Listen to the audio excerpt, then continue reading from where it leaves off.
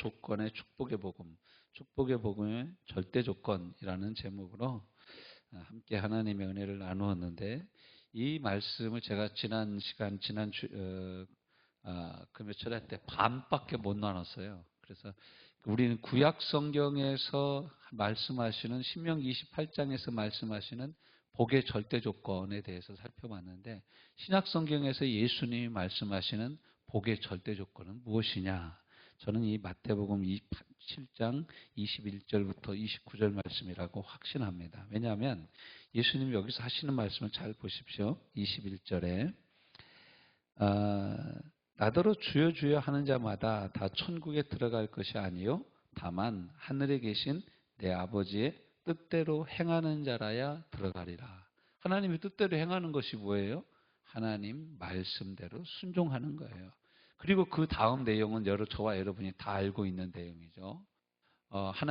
예수님의 말씀을 듣고 그대로 행하는 자는 주초를 반석 위에 둔 자와 같고, 말씀을 듣고 행하지 않는 자는 뭐와 같아요?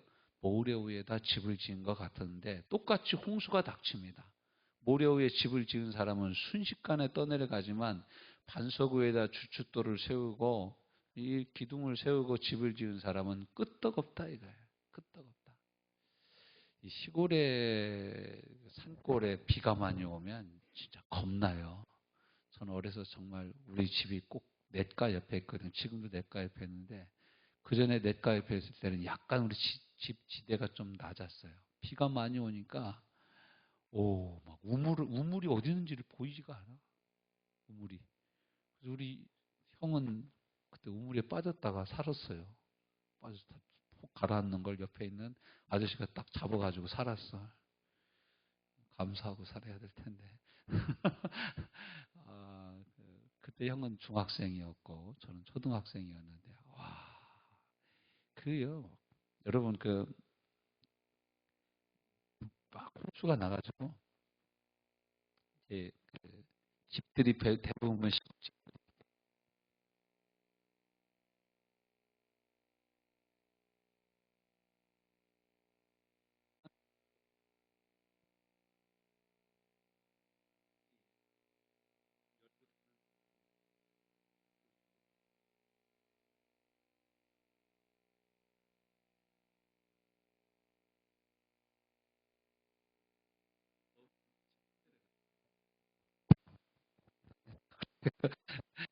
내려가는 거예요.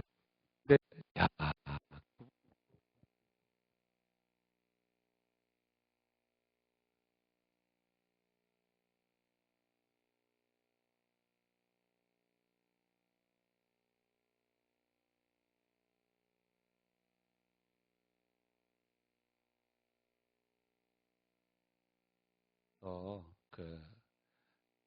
이웃집에 짐 싸가지고 이거 가서 올라가 있어라. 네 오다고 네 동생 들어오시니까 짐 싸가지고 가. 그래서 저는 이제 형은 막 거기서 막 짐 치우고 집을 짐 치고, 저는 보따리 싸가지고 올라가서 이제 제 동생 둘, 여동생 남동생 데리고 이웃집 좀 산 쪽에 있는 집으로 올라가서 있었던 기억이 납니다. 근데 내려와 보니까 안 떠내려갔더라고. 저희 아버지는 건축하러 집지로 저 지방에 내려가가지고 2달째 안 오시고, 우리 엄마만 하염없이 걸레질하면서 우는 거야. 이러면서 야, 이제 형, 그다음에 바로 또 제 위에 누나는 초등학교 같이 다녔었는데, 그 누나는 또 멀리 가서 다른 데 가서 일을 하고 그랬던 기억이 납니다. 참 아련하죠. 근데 이게 홍수가 난 날이, 인생에도 이 홍수가 참 많이 닥칩니다. 어떤 때는 건강의 홍수. 이게 갑자기 와요. 매번 운동한다고 오래 사는 것도 아니고, 매번 운동하면서 사는 것은 건강하게 살려고 하는 거지, 오래 살고 짧게 사는 건 전적으로 하나님께 있습니다. 그러니까 여러분, 사는 동안 건강하게 살려면 우리가 운동해야 되는 것이죠.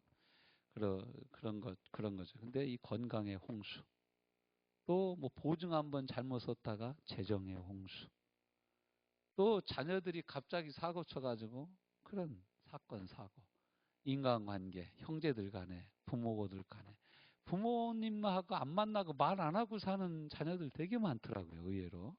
형제간에도 명절 때 열받아가지고 싸워가지고 아니 민주당이면 어떻고 국민의힘은 어떠면 뭐 그것 가지고 싸워가지고 형동생 간에 얼굴을 안 보고 그러냐.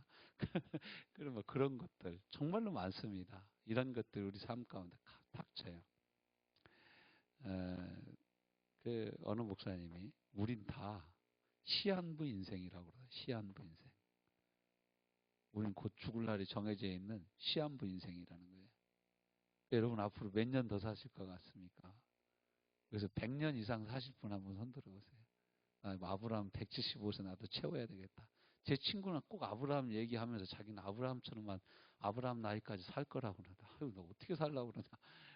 근데 모르겠어요. 뭐 믿음대로 될지 어떨지 모르겠습니다. 그렇게 오래 살아서 뭐 하려고. 아무튼 우리가 이 세상에 살면서 이런 홍수가 막 닥쳐. 근데 그게 모래 위에 집을 지은 사람에게만 닥치는 게 아니라 반석 위에 집을 짓고 사는 사람에게도 홍수가 온다 안 온다? 똑같이 온다. 이게.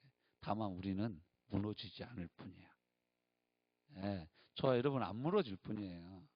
여러분, 저는 이렇게 이제 병든 사람들을 위해서 기도하고 그 치유 사역을 이렇게 쭉 하나님 은혜로 지금까지 아무튼 크든 작든 계속 해왔는데 제가 이렇게 돌아가신 분들 기도해 줬는데 돌아가신 분들이 꽤 있어요. 이상하게도 저하고 동갑내기들이 이렇게 많이 죽더라고.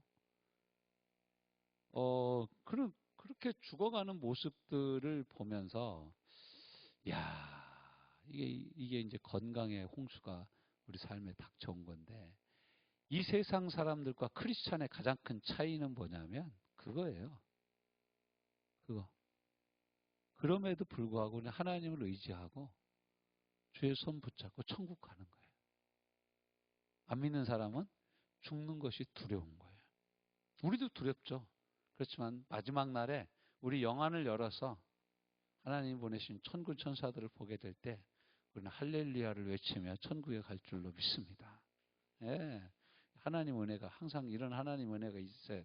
저는 이제 그런 생각을 해봤어요. 이제 제 개인적으로 이렇게 신앙생활을 하면서 목회자로 생활을 하면서도 무슨 생각이 드냐면 내가 마지막 죽음을 당할 때 내가 마지막 죽게 됐을 때 나는 진짜 기쁨 가운데 죽을 수 있을까? 여러분 기쁨 가운데 죽을 수 있을 것 같아요? 조금 더 살아야 되는데 막. 근데 그렇게 마지막을 그렇게 장식할 수 있는 죽음의 공포에 사로잡히지 않고 천국 가는 길은 뭐냐면 우리가 이렇게 늘 예배하는 거예요. 예배하면서 이 은혜를 내가 죽는 그 순간까지 유지를 하잖아요. 그러면 우리는 그냥 자는 거지 죽는 게 아니에요. 이 세상에서 잠깐 주의 품에 잠드는 거예요. 우리 그냥 곧바로 천국에 가게 되는 것이죠. 이런 은혜가 저와 여러분에게 있으시기를 주님의 이름으로 축원합니다. 그래서 우리가 뭐 사고사로 주님 앞에 가든 아니면 건강이 다 지내서 주님 앞으로 가든지 간에 가는 그 순간 두렵지 않은. 그러니까 지난 주간에 어느 분 목사님의 설교를 들었는데 그분이 그런 얘기를 하시더라고요. 이제 자기한테 전화가 왔대. 전화가 왔는데 젊으신 50대 초반의 분이신데 여자분이 목사님 저 임종 예배 좀 드려주세요 그러더래. 병원에서 너무 오래 있다가 이제 마음의 준비를 하라고 그러니까 근데 살아있는 분한테 전화가 온 거야. 목사님 이제 임종 예배를 좀 드려주세요. 그래서 목사님이 신방대원들하고 가서 또 그 구역 식구들하고 다 같이 병상에 둘러서서 임종 예배를 드렸대요. 근데 우리는 대부분 임종 예배 언제 드립니까? 죽으면 거의 아무 생각 없을 때 드리잖아요. 거기서 죽을락 말락 할 때 드린다든가. 근데 이분은 생생할 때 드렸대. 그러니까 뭐 김지수야 잘 있어 뭐 이렇게 웃으면서 이게 인사를 하고 다 덕담을 하고 찬송하고 예배 드리고 나서 얼마 안 있다가 돌아가셨다라는 거예요. 그러니까 우리도 좀 주님이 너 내일 내가 너 데려가야 되겠다. 그러실 때는 우리도 임종 예배를 드려야 되는 거예요. 그게 실은 제가 보기에는 그 죽음을 예배로 준비하는 마지막이 그게 맞은 것 같아요. 근데 우리가 마지막이 언제인지 모르니까. 제 친구, 제가 아는 목사님 아버님은 그 80대부터 그러셨대. 야, 내가 살면 얼마나 살겠냐. 이번 명절에 꼭 좀 보자. 그렇게 해가지고 자기 아들, 형제들이 뭐, 너 고모할 거 없이 매번 다 모였대. 매해 그랬는데 거의 100세까지 사셨대, 이쁘지. 그러니까 어쩔지 모르는 거지 뭐 우리 어쩔지 몰라요. 근데 아무튼 살아생전 효도하는 것이 가장 좋은 것이요. 근데 이제 이러한 인생의 홍수가 닥쳤을 때 우리에게 이제 절대적인 축복이 있는데 그것이 바로 하나님의 말씀을 지키는 삶이라는 거예요. 이제 말씀을 지킨다고 할 때 키핑을 씁니다. 키핑, K-E-E-P-I-N-G, 키핑, 지킨다라는 거예요. 지킨다. 말씀을 지킨다는 거예요. 오베이, 순종하기도 하지만 지키고 있다라는 거예요. 키핑하고 있다라는 거예요. 키핑은 내가 이렇게 가지고 있다라는 거예요. 가지고 있다. 키핑하고 있다. 그래서 이게 이제 내가 하나님 말씀 안에 계속해서 거하고 있으면 하나님이 되게 절대적인 복으로 함께 하시는데 그 복이 어떤 복이냐면 말씀을 지키는 복이에요.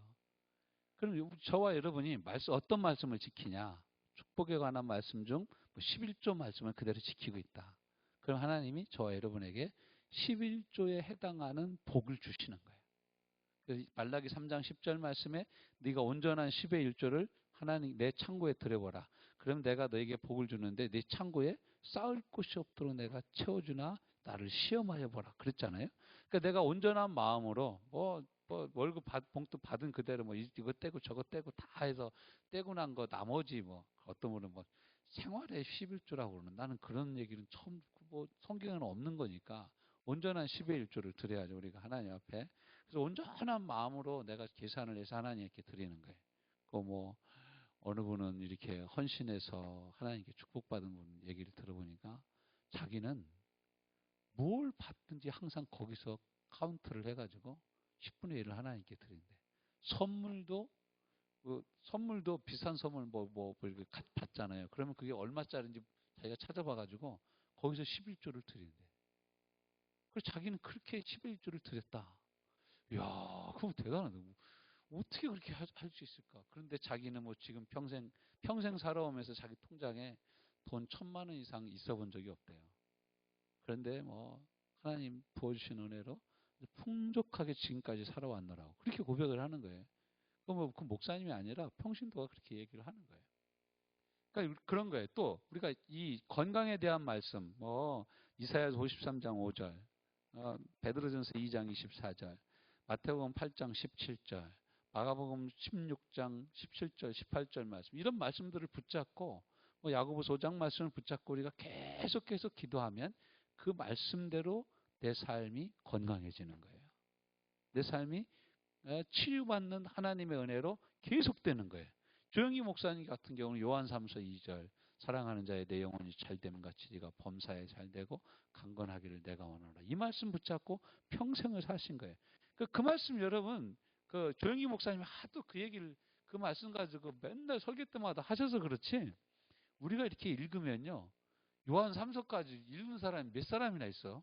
성경 읽다가 중간에 대부분 올해는 일독해야지 하다가 11월달쯤 되면은 이제 다 안 하고 대부분 그런 사람들이 많은데 요한 2서 3절까지 읽는 사람 별로 없거든요. 근데 그분이 그 말씀을 계속해서 말하고 그분이 그 말씀을 붙잡고 계속해서 살아가니까 그 말씀으로 말미암는 복과 은혜를 그분의 사역에서 부어주시는 거예요. 부어주시는 거예요. 김중원 목사님 민족의 가슴마다 푸르고 푸른 그리스도의 계절이 오게 하자. 그분은 입만 열면 그 얘기를 해. 민족의 가슴마다 푸르고 푸른 그리스도의 계절이 오게 하자. 이분이 그저 전남 신안군 그 신안 앞바다 그쪽 분이거든요. 문중경 전도사님이 순교 사신 성결교단 문중경 전도사님이 전도한 사람 중에 한 사람이 김중권. 그 비슷한 나이 이만신 목사. 이런 분들이 아주 한국교회를 빛낸 분들 중에 여러 사람들이 우리 성결교단의 그 그 전도를 받고 거기서 신앙 훈련을 받은 사람들이 꽤 많아요. 이런 자부심을 가지시기 바랍니다. 자, 그래서 이제 이런 거예요. 하나님의 말씀을 내가 붙잡고 있으면 그 말씀이 나를 지키고 홍수가 와도 나를 절대적인 복 가운데서 지켜주신다라는 거예요. 그러므로 누구든지 나의 이 말을 듣고 행하는 자는 그 집을 반석 위에 지어요. 반대로 이러한 절대적인 복을 누리지 못하는 사람은 어떤 사람이냐? 나의 이 말을 듣고 행하지 않는 자는 그 집을 모래 위에 지은 어리석은 사람과 같다. 그래서 오늘날 하나님 우리에게 주시는 복을 누리는 절대적인 조건은 뭐냐? 말씀이 육신이 되어 이 땅에 오신 예수 그리스도를 믿고 그에게 온전히 순종하는 것입니다. 명령하신 모든 말씀을 듣고 말씀대로 순종하는 것입니다. 그리하면 하늘의 모든 신령한 복과 땅의 복이 우리에게 절대적으로 부어질 것을 믿습니다. 이것이 하나님이 우리에게 주시는 절대적인 조건이요 절대적인 복인 것입니다. 이런 복과 은혜가 계속해서 누려지는 하나님의 사람들 되어지시기를 주님의 이름으로 축원합니다. 오늘 말씀 붙잡고 주여 홍수가 닥쳐도 내 인생에 그 어떤 홍수와 풍파가 닥쳐도 흔들리지 않은 하나님의 말씀 가운데 꽉 붙들려 사는 또 말씀을 내가 붙잡고 사는 복된 인생 되게 하여 주옵소서.